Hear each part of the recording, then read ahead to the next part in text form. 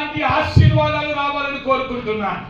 దేవుడు అలా మిమ్మల్ని దీవించాలని కోరుకోరు. ఎందుకంటే దేవుడు ఎప్పుడు మనం బాగుండాలని కోరుకుంటాడు. ప్రియుడా, నీ ఆత్మ వర్ధిల్లుతున్నట్లు నువ్వు అన్ని విషయాలు ఏం కావాలి? వర్ధిల్లి సౌఖ్యముగా ఉండమని దేవుని వాక్యం సెలవిస్తుంది. దేవునికి స్తోత్రం. హల్లెలూయా. అయితే ఈ రాత్రి మీకు అబ్రహాం లాగా దీవింపబడు. అబ్రహాం ఎంత దీవింపబడాడు తెలుసా? ఇయ్యాల కూడా దేవునికి స్తోత్రం కలుగును. అబ్రహాం సంతానం ఆశీర్వాదంగా ఉంది. హల్లెలూయా. ఈ రోజు కూడా ఆశీర్వాదకరంగా ఉన్నారు. దేవునికి స్తోత్రం. ఇయ్యాల కూడా ప్రపంచ దేశాల్లో చిన్నదైన ఇజ్రాయెల్ చాలా బలంగా ఉంది. దేవునికి స్తోత్రం కలుగును గాక.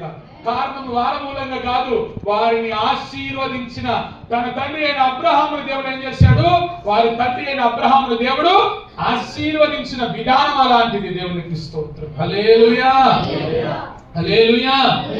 అమ్మా, ఆశీర్వాదాల కొరకు ఎవరు వెతకాల్సిన అవసరం లేదు, మీ ఇంటికే వస్తాయి. ఇవాళ జొమాటో, స్విగ్గీ, విగ్గీ అన్ని మన ఇంటికి వస్తున్నాయి. అన్ని డెలివరీ అన్ని మన ఇంటికి వచ్చి ఇచ్చిపోతున్నారు. ఆమెన్. హల్లెలూయా.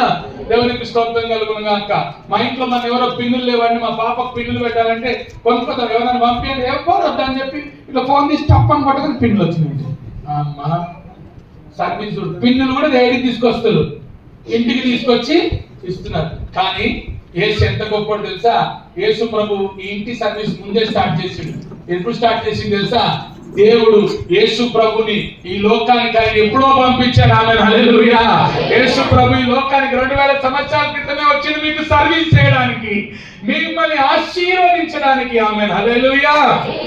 అలాంటి దేవుడు మీ పట్ల ఆశ కలిగి, ఆసక్తి కలిగి ఈ రాత్రి మిమ్మల్ని దీవించడానికి ఆయన ఇష్టపడుతూ ఉన్నాడు. అయితే మీరందరూ కూడా అబ్రహాము లాంటి దీవెన పొందుకోవాలి, అబ్రహాము లాంటి జీవితాన్ని కలిగి ఉండాలి, అబ్రహాము లాగా ఆశీర్వదింపబడాలంటే ఈ రాత్రి లూకా సువార్తలోకి మీ బైబిల్ గ్రంథాన్ని అందరూ కూడా తిప్పాలి. లూకా సువార్త 19వ అధ్యాయంలోకి మీరు అందరూ కూడా రావాలి. ఒక క్లుప్తంగా